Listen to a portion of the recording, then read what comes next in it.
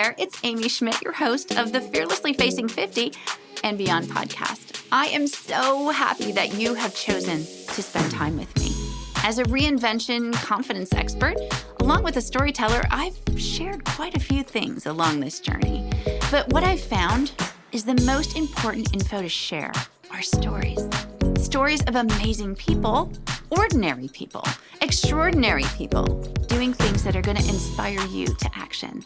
So come and join me in this space because you're going to be inspired. Let's get started. It's our time. Hey there, it's Amy, and I am so excited to have you here listening to the podcast today.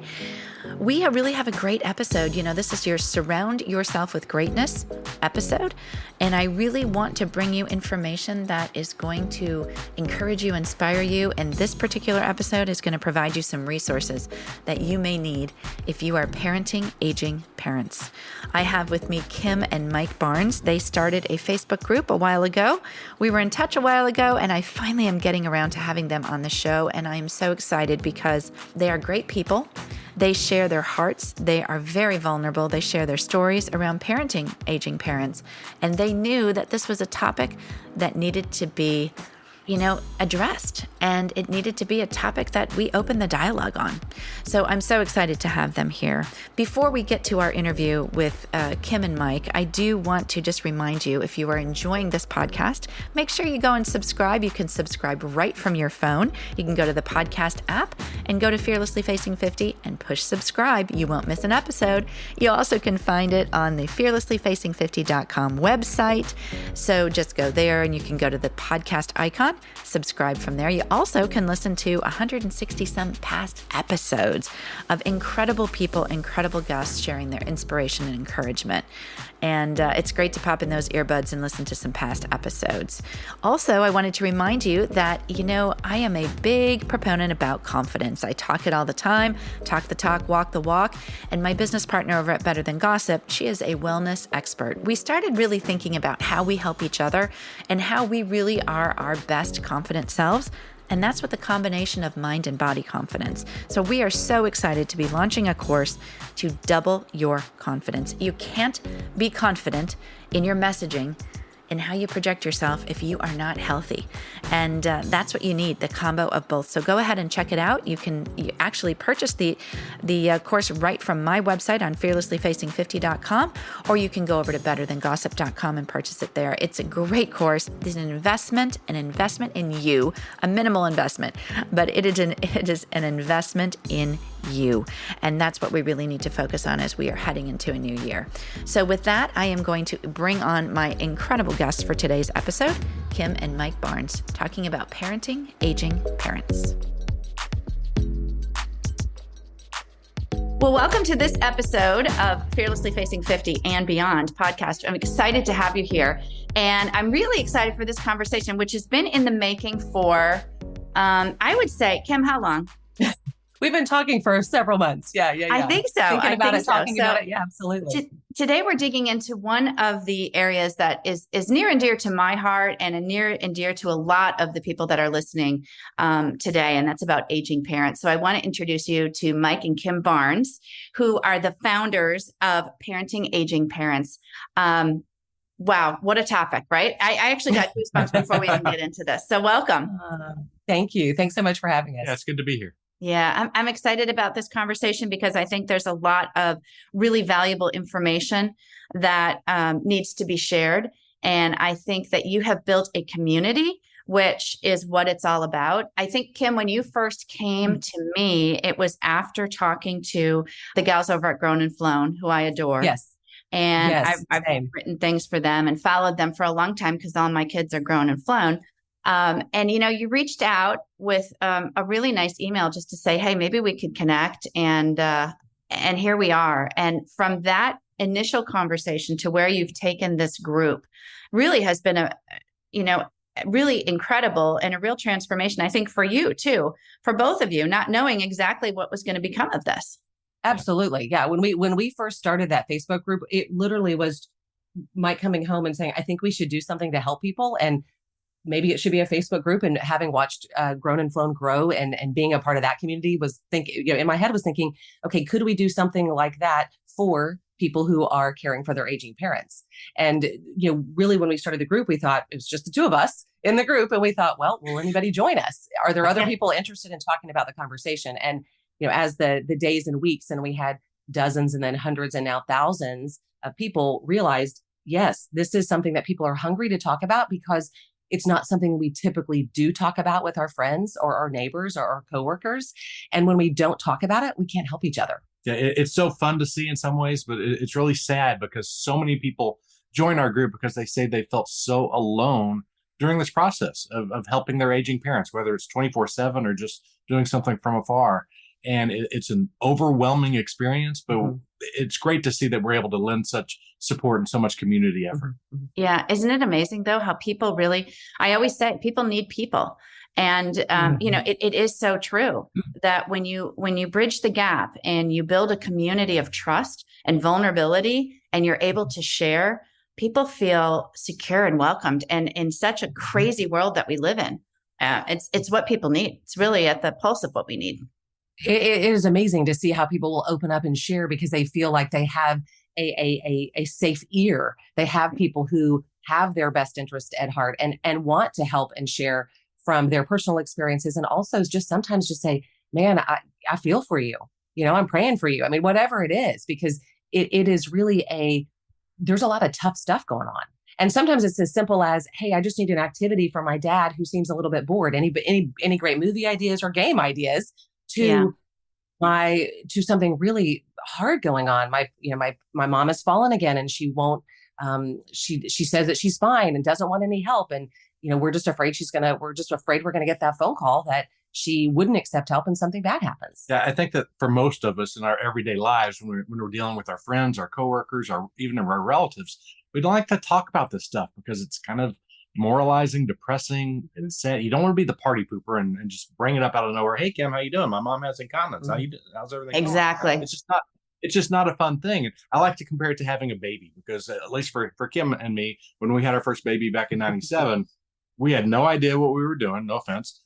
Right. She knew how to change a diaper. She taught me. Now, otherwise, it's a lot of guessing, but a lot of asking questions of people. But everyone again, friends, relatives, coworkers, everyone Solicited advice. has advice for you. They say, oh, Brandon, if he wants to sleep through the night, needs to sleep through the night, you need to do this. Oh, if Brandon has gas, do this. Brandon, try to get him to turn over, do this. Everyone gives you some advice. And it's fun because you see improvement, and the baby's getting better and better and better and growing up, throughout toddler ages. And it lasts for a long, long time. But when you have an aging parent, no one likes to talk about it. No one tells you, here's what you do when you talk to your mom and she doesn't remember you because she has Alzheimer's. Yes. No one talks about that.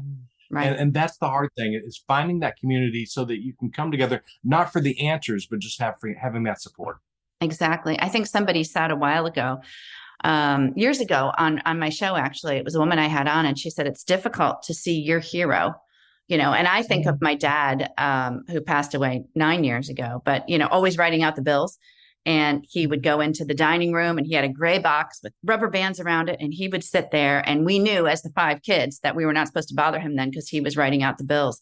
And then, he was my hero around that. And then to see that shift when all of a sudden you're taking care of them, that's a big transformation. Absolutely. When it's the person that you've always gone to for advice, that you've always sought their counsel, and then now you're having to be sometimes the bad guy saying, no, Mom, I don't think you should do that anymore. Or just not being able to share those things that you've always shared with them in that same way. Do you think it's different now? I mean, as a Gen Xer, we're the sandwich, generation, they call us that. You're caring for your parents and your kids. Do you think there's more pressure on us as a generation? I mean, have you seen this before? I never see this much open dialogue. I feel like we're the generation that's really taking this on. Well, I think that I think some of it is generational, where our parents and especially our grandparents were very stoic, and they just, the family's business is the family's business. And so you don't take it outside and get that counsel. And I think that our parents, from what I've seen, they're still very much we can take care of ourselves and things like that. And I think our generation was potentially the first that really started talking more about some of the things that were going on outside, and that whole vulnerability and that conversation. So I think that maybe it is our generation that says, okay, again, if we don't talk about it, we can't help each other. So why are we all trying to recreate the wheel ourselves in all these different, in our own little bubbles, when if we just use that collective wisdom of other people and the things that they've learned, wow, this could be a whole lot easier, And so I do think that our generation, and I think our kids are even more so like that. They put out everything, So yeah, it's true. It's true. Yeah, I think communication is just a little different now because of all the social media platforms and everything else. But I think the sandwich generation, it's been around for a while. I vividly remember in 1980, I was 13 years old, and my grandfather had a stroke. And my dad, it changed things for our family to where my dad, once a week, he would make sure he would go after work, go see my grandfather, check on him, and then come home. So he was late coming home from work. Every single weekend, my dad, and usually I would go with him, to go pick up my grandfather, who lived about 15 miles away, bring him back to our house for lunch or dinner, take him back that night. So I've been through that before. So seeing that and seeing what my dad went through and seeing the extra efforts that my dad went through for my grandfather has inspired me to help make sure that my mom and dad and what they've gone through, to help them as much as they can. Yeah, exactly. Let's talk about parenting aging parents. Now, I'm going to link everything to the episode notes, so you'll be able to find the Facebook group. Walk me through kind of, how people can get involved. And I mean, are they asking questions? Do you have experts in that group? Where can people start to really feel like they're being valued and a voice in that group that's being listened to? I think the first place they can start is by going to the website. That will give them a button that takes them right to the Facebook group. But also, while you're there are 55 plus interviews on all different topics. And many of the things that you didn't even realize that you might need to know about, from how do you manage Social Security to Medicare and all the different letters and the alphabet soup with Medicare, and understanding how important it is to know their plan, legal stuff. Did you know there's music therapy and how music might help inspire your parents, sundowners, all different kinds of topics that really can help you, just give you that language sometimes to be able to know the right questions to ask. But that's a great place to start to sort of get some of that information. And we share those inside the Facebook group as well. Yeah, the interviews are on the Facebook group. It's just so much easier on the website. They're all right there all together. Right, so search by categories. Search by the category and find so much information. And we add new ones every single week. And inside the group, we are fortunate that we have we have people now from all over the country, some from around the world, because so many of the issues are similar, no matter if you live in another country or you're in the United States, as far as the emotional and the role reversal and all of those things. And we do have, quite a few experts who are in the senior industry that are in the group, who can share their expertise and their knowledge, so that we can, get what is the real thing about Medicare or Social Security or things like that. Yeah. And then certainly there are so many people that ask questions, and a lot of us have personal experience with different situations. If your mom's been scammed, I can help you, likely, because we've been through that multiple times, changing bank accounts, having to lock out. Locking out the computer access to things and things like that. So a lot of people can share sort of from their personal boots on the ground life experiences as well, which can be super beneficial. Yeah. Searching by category. That's a great thing. So all of the speakers are there, all of your experts. So why is this on your heart? Why'd you start this? I kind of get the credit or the blame, depending on how you look at it. My mom has Alzheimer's, and of course, Alzheimer's isn't an overnight type of thing. And she started showing signs with her memory about 10 years ago or so. And it slowly got worse and worse and worse. And my dad was very open about it. Well, eventually, at first, he kind of denied it. It's have you noticed mom's having some memory challenges? They try so hard to cover for their spouse, right? Yeah. And we're like, we've noticed for the last couple of years. He finally openly talked to my sister and to me about it, and said, what do we do? What should we do? And he put my sister and me in charge and said, whatever you think we need to do, y'all are in charge. So my sister and I looked at memory care places that were pretty close to the independent living place where they live up in the Dallas area. And we went to 4 places, and I went into it with the attitude like, okay, we're prepared. My dad's always talked to me about financial stuff and knowing what they can afford. I know I have the will, the power of attorney. I have everything. This is going to be no problem. It's like looking for an apartment. And we get in there, and I'm looking at all these 4 places, and I am so overwhelmed because I don't know what to look for, what questions to ask, if there are any red flags. I thought I was going to be looking for what the better closet was for my mom. Right. No, not the. So I came home immediately and from Dallas and drove home and said, I think we should start something because I'm overwhelmed. And so most people are probably really overwhelmed. And when he first came up with the idea, it was in 2019. And I mean, to be totally honest, I just said, oh gosh, that's not really fun stuff to talk about. Because again, that's the truth of the whole subject. And we kind of put it off for a little bit. And then, and at the same time, while they were going through the process of actually moving her, it took a while to actually make that transition happen. Yeah. I started jumping in and needing to do more and more with my mom. We've taken away the checkbook. We got her to quit driving. She moved into independent living. All of these things have been happening because my mom is single. So there's different challenges in that situation. And then finally, when came the day, moving day, if you will, to move Mike's mom, he posted one thing on social media about this was really a tough day. And what I noticed was, of course, there were a lot of people who were empathetic, but what I really picked up on were the numbers of people who said, I've done the same thing. I'm right in your shoes. I see it coming in my future. And I said, you're right. We should do something.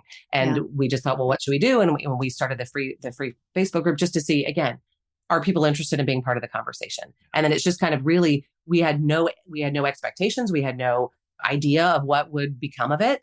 And from the very beginning, we started doing the interviews because we thought as former journalists, that's something that we can add our expertise rather than just opening a group and saying, chat amongst yourselves, have fun. Right. We thought, what can we do? And frankly, a lot of it was the information that I needed. Yeah, that we wanted. Yeah, that we're trying to find out. And then it just has it sort of just snowballed from there where we realized, wow, there's so many services and providers out there who can help you. But yet as the adult child, you don't even know that. We didn't know when Mike was looking for memory care that there are senior care advisors who that's their job and that's what they do and they can help you and it doesn't cost anything because I figured that there was something like that out there. I thought it would cost hundreds or thousands of dollars to get somebody to look for a memory care place for my mom. Right. I had no idea it would be free. And I would want to be in part of the process. Right. But to have them narrow it down, say, oh yeah, this place is really good. This place has some bad reviews. Well, or just based on your financial situation, your medical condition, which might be the best fit. There's so much help out there and most people don't realize it. Yeah, that's so interesting. So what if I told you could double your confidence in 14 days? Would you be game? I definitely would cannonball into that. So let me introduce you to an incredible course that is being taught by my business partner, Kristen Cofield, the founder of The Culinary Cure, and myself, the founder of Fearlessly Facing 50. 14 lessons taught by us to double your confidence. All you have to do is go to betterthangossip.com and sign up today. If you sign up with 3 friends, you get your course for free. And the investment is basically probably a trip to the grocery store. It's not a huge investment, but it's investment in you. That is the gift you should gift yourself this holiday season.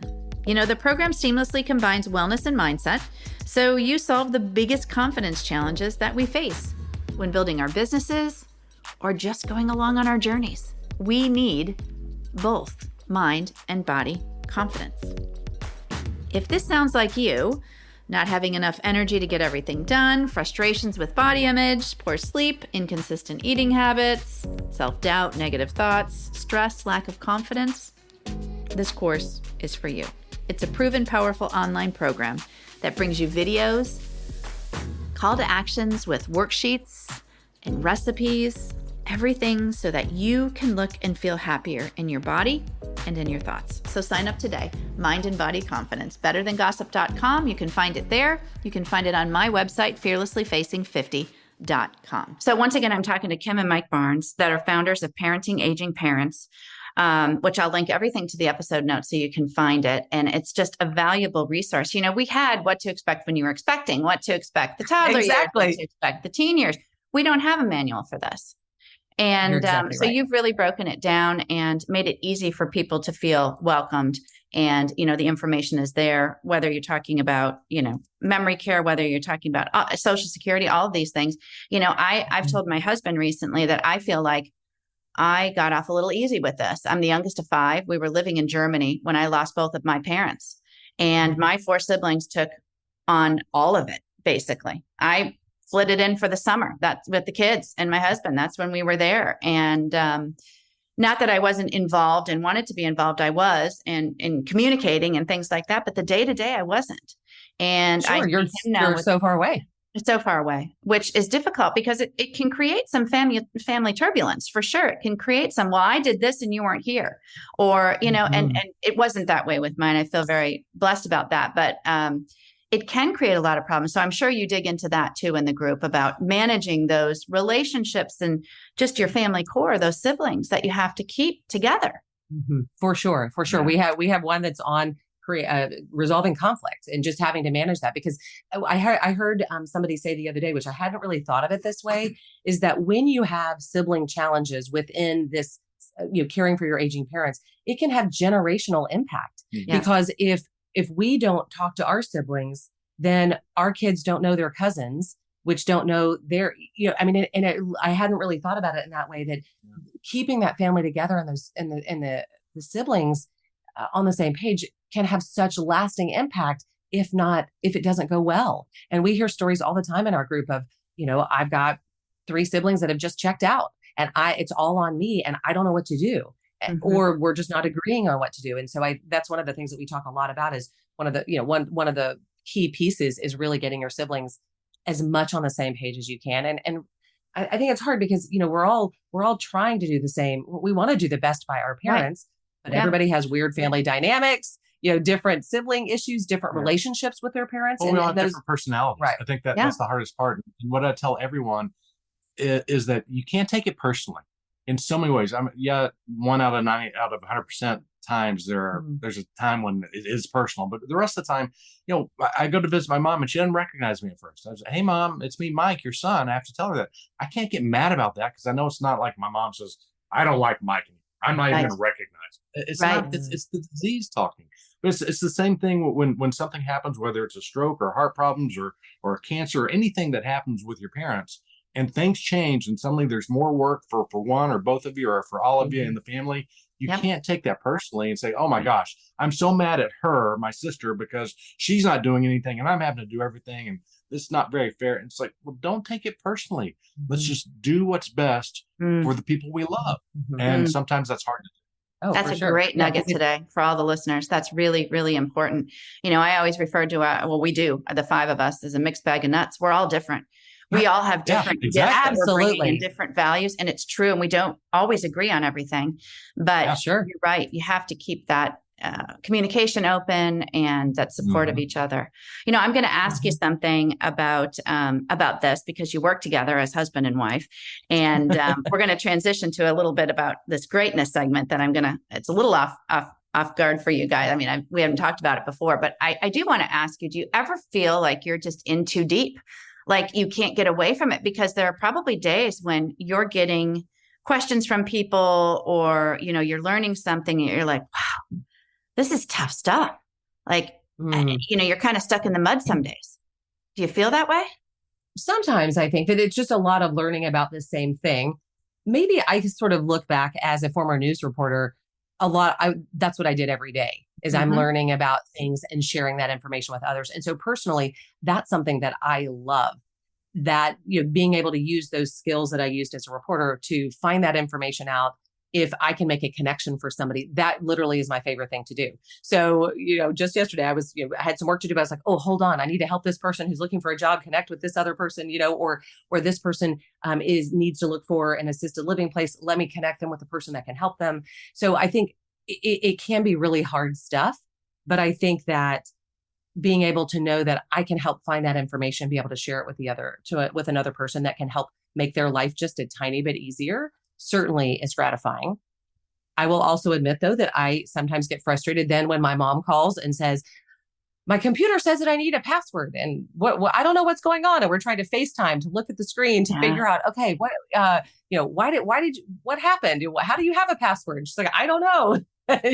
So that's where the frustration comes. I think for both of us, it's not the helping others and trying to figure out how to help others, because I think the group naturally does that on its own, which is so good. But the 2 times I can think of off the top of my head in recent years where I was completely overwhelmed was one when my dad got COVID and we were going to have to send him to the hospital. But my mom, who was a COVID carrier, I guess you could say, what do we do with her? She has Alzheimer's. And this was before she moved to memory care. So they're in independent living. Dad's going to the hospital. What do we do with mom? Do I go up there and risk infecting myself, so to speak?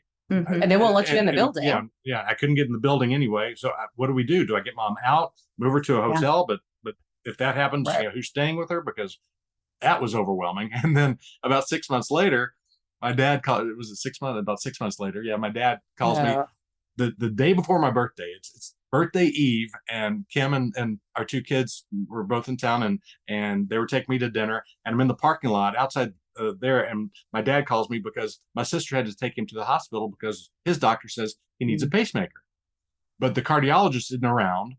Can't get anything to you. Mr. Barnes can't do anything until tomorrow. So do you want to check in or do you want to go home?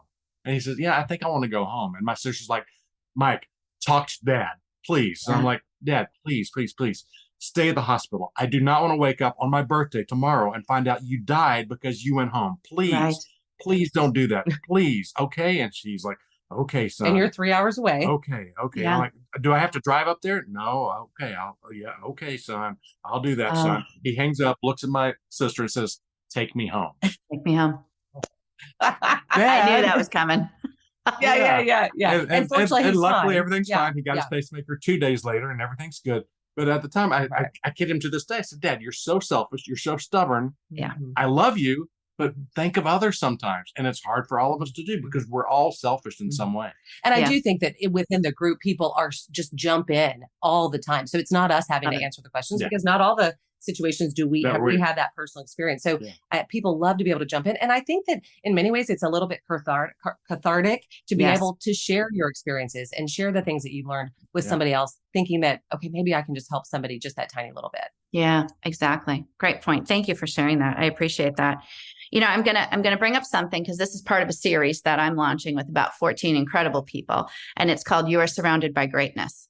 It's very near and dear to my heart, and the reason that Kim had reached out to me so many times, and over the summer, I took a hiatus, Kim, and she probably is like, "What the heck, Amy? Come on, like get back to me." I'm sure there probably were some words said. No, we won't go there, but you probably. And I wanted to have you on this, and not that I didn't connect with Mike, but our initial conversation, Kim, lasted like 25-minute phone call because we started talking about some personal things too, like your daughter moving to New York. I have a daughter in New York, all of these different things. Once again, that connection and that community.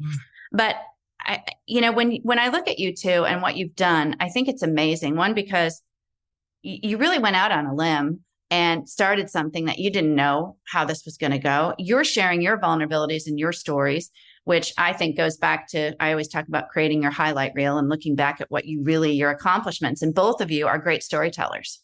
And I admire you for that because that's what you're doing. You're sharing stories of others and building that community. Okay. So I am out there when it comes to like talking about things that are really on my heart and part of my personal journey. That's one reason I started the podcast. And it's another reason to share information that I find is so valuable. So I'm going to ask you this. Wouldn't you love to be able to run, skip, jump, climb a mountain, swing on a trapeze, jump on a trampoline, whatever it is, without a leaky bladder? Okay, I'm putting it out there.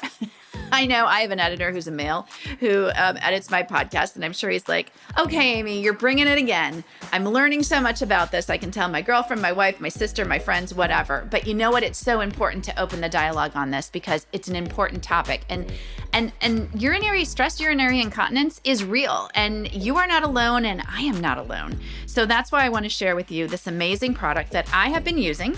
I've been using INNOVO to combat bladder leaks and strengthen my pelvic floor, which I can't tell you how many times I've pulled to a stoplight and I've heard my OBGYN saying, do your Kegels, Aim, do your Kegels. Well, you never know if you're doing them right.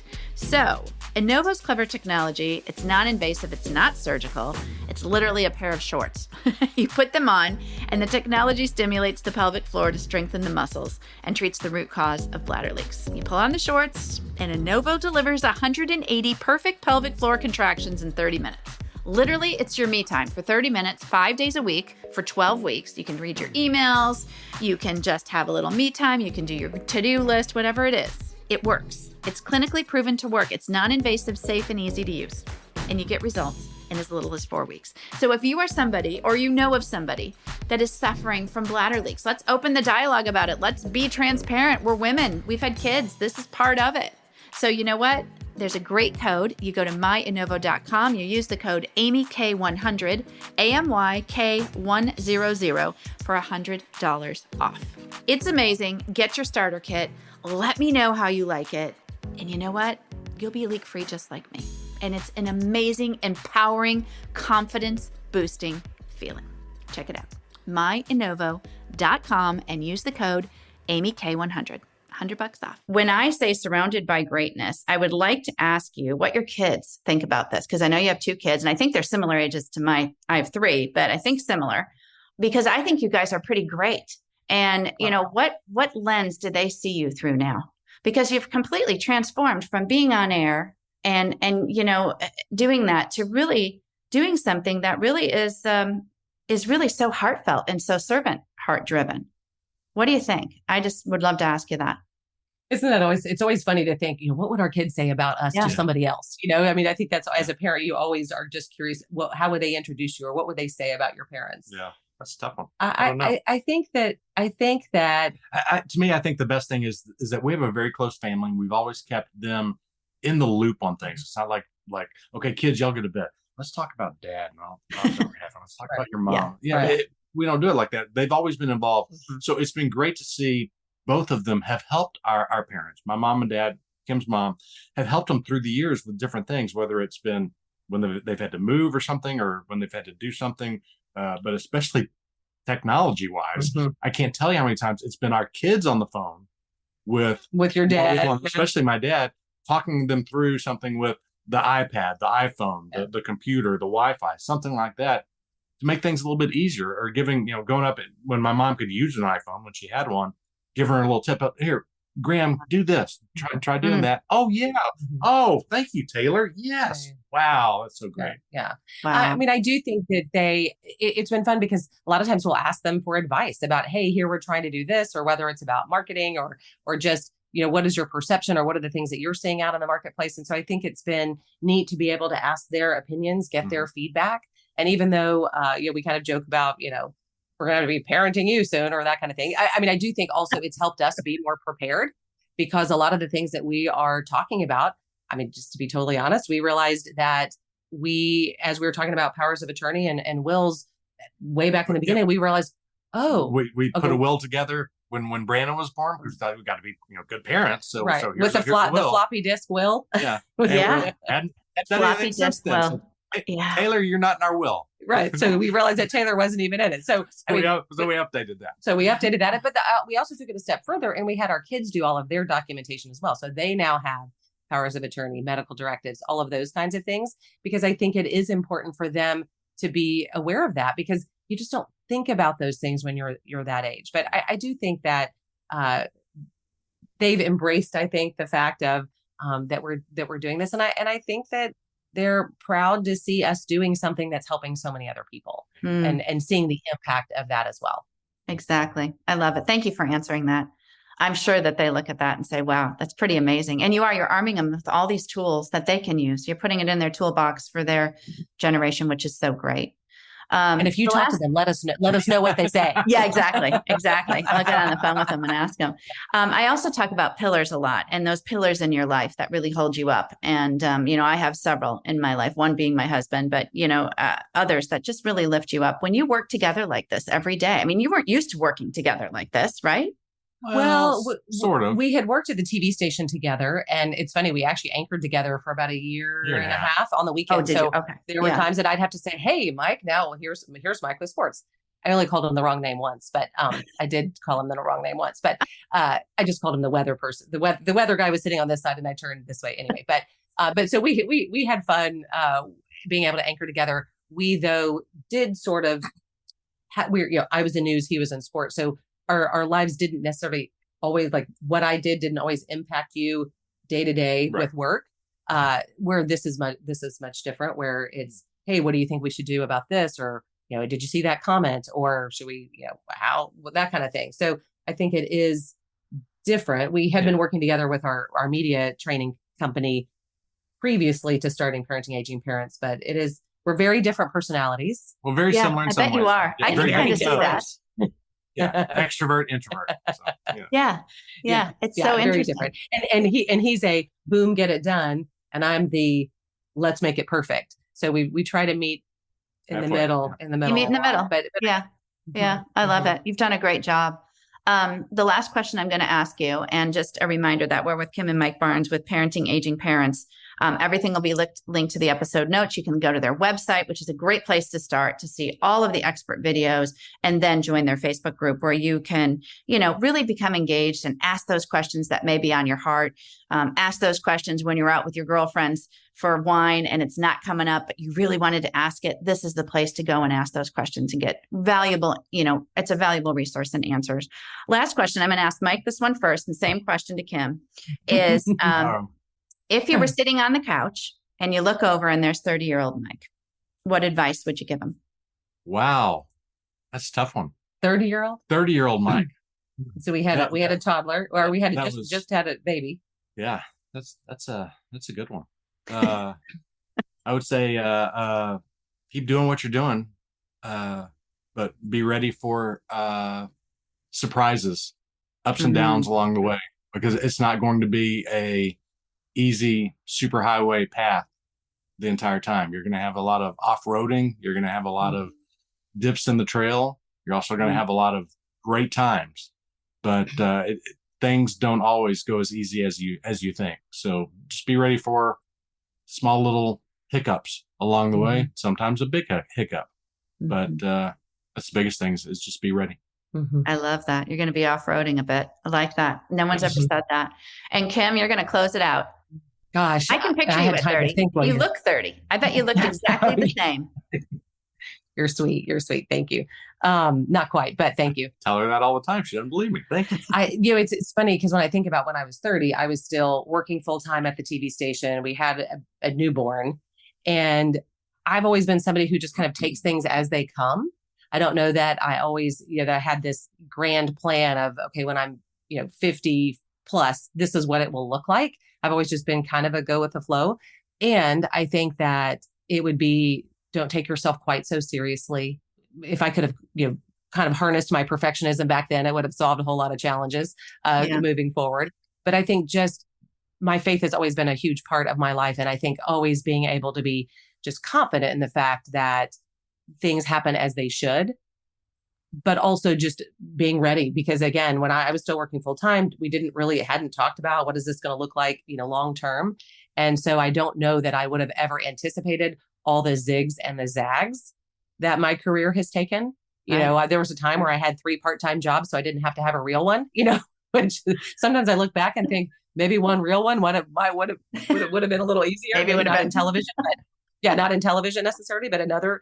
So I think it's just being open and just knowing that there is a path and a plan, and not being so uptight about every little thing. Because I've told my kids I'll be a much more there's things that I will be as a grandmother that I, like, oh my gosh, the Play-Doh is going to make a big, huge mess and I got to get back to work or whatever, that I probably didn't do as much as I would have liked because I just was busy and overwhelmed. And you think that I'm not going to get through this. And, there's things like that I think, oh, we're going to have Play-Doh all over the place. Who cares if it makes a big mess? It'll be fine, Yep. So I think it's just some of those things, don't take yourself quite so seriously. Thank you for that. I agree with that. Boy, I can relate to the Play-Doh thing. Yeah, it was always, oh, come on, let's just keep it here on this tablecloth so it doesn't get all over. Yeah. I'm going to be the grandma that gets on the floor with my grandkids, on and off the floor. Yeah, totally. Thank you for sharing that. And thank you for being part of this series. I feel like I am very blessed to be able to surround myself with great people. And you two have really been trailblazers, been leaders, been very honest and open. And Kim, I so appreciate you reaching out and sharing, when you were about to launch this, and now to see where you are. I think you guys are awesome. So thank you. Thank you. Thank you for having us. We so appreciate it. We'll link everything to the episode notes, and you can follow up with Kim and Mike there. So thanks so much. Okay, so I hope that this episode inspired you, encouraged you, and challenged you. Because when we share our stories, they're inspiring. You know what? It's important for people to connect. Connection is key. People need people. So as you go forward this week or today, Be a difference maker. Be a change maker, not only in your life, but in somebody else's. Reach out with a text, an email, or a phone call. Connection is key. It builds community and it builds confidence. Go forth and be awesome, and I'll see you soon.